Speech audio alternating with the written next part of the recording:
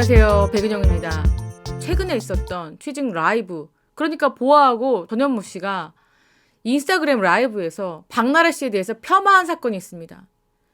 전현무 씨하고 보아 씨가 두 사람이 술을 마시다가 밤에 갑자기 급작스런 라이브를 틀었습니다. 두 사람이 한밤에 술을 마신 것까지는 이해, 본인들의 사생활이니까요. 그런데 흥건히 취해서 라이브를 켰습니다. 라이브를 켜서 두 사람이 갑자기 사람들의 질문을 받겠다라고 하면서 질문을 받는데 그 중에 질문 하나가 전현무 씨와 박나래 씨가 사귀느냐라는 질문이었습니다. 그렇다면 질문이 올라왔으면 전현무 씨가 그 질문 중에 가려서 받을 수 있는데 갑자기 그런 질문이 올라왔다라고 하면서 화제로 꺼냅니다. 그러니까 보아 씨가 안 사귈 것 같다. 사귈 수가 없다. 전현무 씨가 왜요? 라고 물어보니까 보아 씨가 오빠가 아깝다. 이렇게 얘기를 합니다. 그러니까 많은 사람들이 부적절한 대화다. 당사자가 없는데 이러한 얘기를 꺼내는 것도 아닐 뿐만 아니라 이 보아 씨의 행동과 표정이 굉장히 불쾌하다는 듯한 그런 모습이었습니다. 그랬기 때문에 보아 씨에게 집중 비난의 포화가 쏟아졌습니다. 자, 그 이후에 굉장히 많은 비난을 받았습니다. 특히 전현무 씨와 보아 씨에게 이러한 좋지 않은 시선들이 쏟아졌는데 그런 이후에 녹화를 했나 봅니다. 전현무 씨하고 박나래 씨가 이렇게 나란히 앉아 있고 지금 사과를 하는 모양새입니다. 박나래 씨가 전현무 씨를 먼저 보고 괜찮아? 얼굴이 헬쓱해졌는데? 이렇게 질문을 던지죠. 이거는요, 여러분. 다 서두에 짠 겁니다.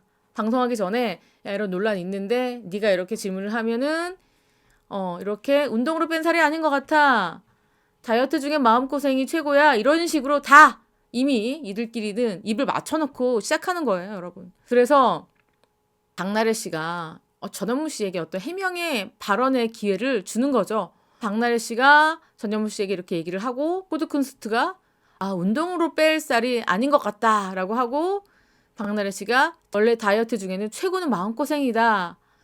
자, 그러면서 보아 씨에게는 따로 연락을 받았다. 이렇게 박나래 씨가 전현무 씨를 구제를 해주고 있습니다. 근데 박나래 씨 입장에서도 전현무 씨를 구제해줄 수밖에 없습니다. 두 사람은 나온산을 함께 이끌어가는 공동 MC입니다. 그러니까 파트너입니다. 파트너가 한쪽이 이렇게 공경에 처해 있고 전현무 씨를 이렇게 케어를 해줄 수밖에 없는 그런 상황이 아닐까 싶어요. 박나래 씨가 이렇게 얘기했죠. 보아 씨한테 연락 받았고 보아 씨가 너무 죄송해 하더라. 나는 정말 재미있었다. 다 이해한다. 이렇게 보아 씨와 전현무 씨를 이해를 해줬습니다. 크게 껴안아 준 거죠. 근데 보아 씨도 말이죠. 이 연락을 할 수밖에 없죠. 박나래 씨한테. 그리고 이렇게 나온산에서 박나래 씨가 두 사람을 다 이해하는 그런 모습으로 이 논란이 종식되는가 싶었죠. 이 논란이 끝나나 보다 했습니다. 그런데 이 논란은요. 끝났는데 박나래 씨의 개인적인 문제는 끝난 게 아닙니다. 박나래 씨의 집안에 들었던 도둑, 지인이다 라는 이야기가 나오고 있는 게 박나래 씨가 본인의 집에 도둑이 들었다는 사실을 알게 된 건 4월 7일입니다. 그리고 너무 놀라서 밤을 새우고 8일날 경찰서에 신고를 했습니다. 이유가 뭐냐면 본인이 도난당한 물건의 규모가 너무나 컸기 때문입니다. 박나래 씨가 소중하게 아끼던 가방이며 옷가지며 금품이며 셀 수 없이 금액으로 환산한다면 수천만 원 이른다라고 하는데 그 이상일 수도 있다고 합니다. 박나래 씨가 너무나 아끼는 물건이기 때문에 집안 구석기 아주 소중하게 간직했던 그 물건이 사라진 겁니다. 그래서 박나래 씨는 경찰에 신고할 수밖에 없었고 경찰에서 우선 수사를 해보니 수사는 뭘 합니까? CCTV 그리고 박나래 씨 집 그리고 박나래 씨 집 주변에 있는 그러니까 골목길에 있는 CCTV까지 다 뒤져보니 외부의 침입으로 보이는 그러니까 외부에서 박나래 씨 집으로 들어오는 그러한 도둑의 침입은 찾을 수가 없었다. 그러니까 박나래 씨 집안을 드나드는 내부자의 소행일 것이다 라고 경찰이 이미 밝힌 상황입니다. 당황한 사람은 누굴까요? 당황한 사람은 바로 박나래 씨겠죠. 우선은 설마 했던 거죠. 박나래 씨 입장에서는 차라리 외부에서 자신이 모르는 그런 다른 3자가 이 물건을 가져갔다라고 하면은 잡으면 됩니다, 범인을. 그런데 내부에 범인이 있다고 하니 믿었던 지인을 의심할 수밖에 없는 상황입니다. 박나래 씨 기억에는 그 범인이 분명히 있습니다. 왜냐하면 본인이 이 가방을 마지막으로 맸을 때가 언제, 본인이 이러한 귀금속을 했을 때가 언제, 본인이 이 옷을 마지막으로 입었을 때가 언제, 이런 기억이 있을 거 아니에요. 그렇다 보니까 거의 시점이 떨어질 것이고 그 사이에 오갔던 사람은 한정적일 겁니다. 그러니까 박나래 씨 머릿속에는 이 범인의 구체적인 용의 리스트가 아마 있을 겁니다. 경찰은 당연히 박나래 씨에게 그러한 용의자의 리스트, 집안을 드나든 사람들의 리스트를 요구했을 것이고 박나래 씨가 그러한 사람들의 리스트를 알려줘야 되는 상황. 그러니까 믿었던 지인들, 친했던 친구들을 리스트로 올려야 되는 상황입니다. 박나래 씨가 가장 난감할 거고요. 그렇다 보니까 박나래 씨 소속사에서는 박나래 씨가 피해를 입은 건 맞는데 외부 소행인지 외부 침입인지 여부에 대해서는 확인해 줄 수가 없다라고 밝히고 있는 겁니다. 그게 바로 박나래 씨의 입장이기도 합니다. 경찰 수사 조사와는 별개로 박나래 씨는 괴롭다. 범인이 잡혀지는 게 좋긴 하지만 한 마음속에는 그것은 커다란 고통이자 마음의 상처가 될 것이다. 또 박나래 씨가 사람을 얼마나 좋아합니까? 사람들과 함께 어울려서 자신의 집에 초대해서 음식도 해주고 싸주고 같이 술 마시고 이야기하는 거, 그게 박나래 씨 삶의 아주 큰 낙이죠. 일주일에 한 번씩 본인의 집에서 파티를 연다라고 할 정도로 박나래 씨 집은 많은 지인들에게 그야말로 맛집 그리고 편안한 쉼터, 그런 대명사가 된 지 오래됐는데 이러한 도난 사실이 알려지니까 박나래 씨가 지인들 초대하기도 그렇고요. 또 지인들도 박나래 씨 가기가 좀 껄끄러워졌겠죠. 부담스러워졌을 겁니다.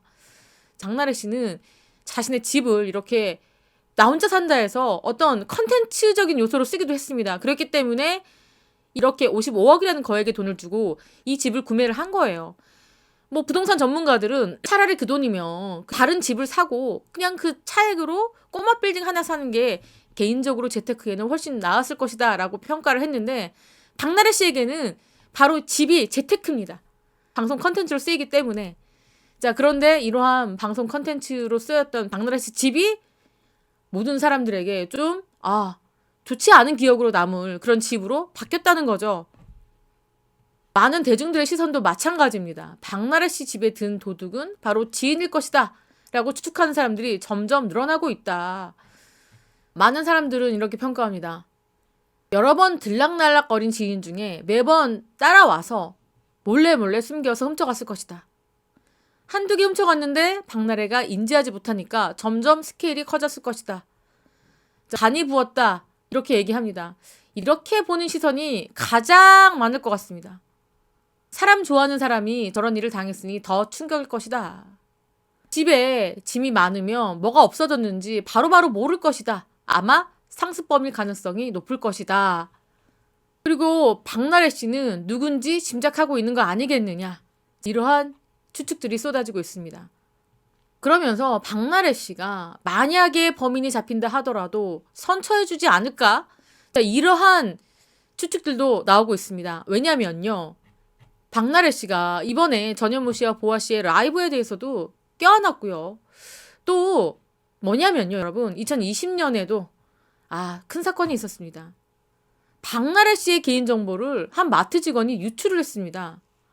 한 온라인 커뮤니티에 글이 하나 올라왔는데 마트 직원 A씨가 단체 메신저방에서 박나래 씨의 개인 집 주소, 전화번호, 개인정보가 담긴 고객 판매 접수 화면을 캡처해서 올렸습니다.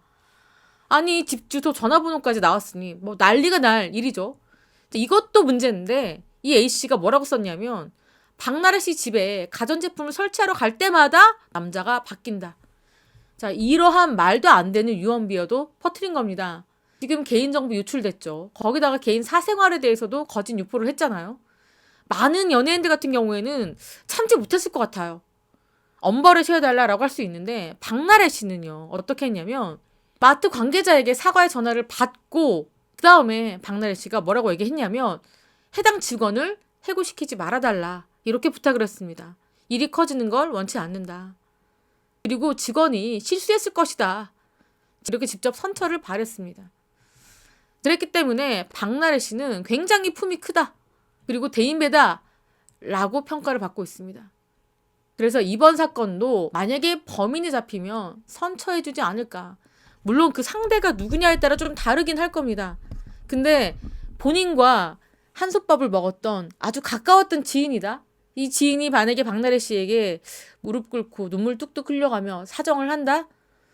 박나래 씨 성정으로는 아마도 용서를 해주지 않을까 싶기도 한데, 박나래 씨 사건은요, 진짜 등잔 밑이 어둡다, 믿는 도끼에 발등 찍힌다, 이러한 속담이 절로 떠오를 정도로 어디까지 사람을 믿어야 되는지, 특히 사람을 좋아하는 이들에게는 남일같이 느껴지지 않는다라는 이야기가 나올 정도입니다.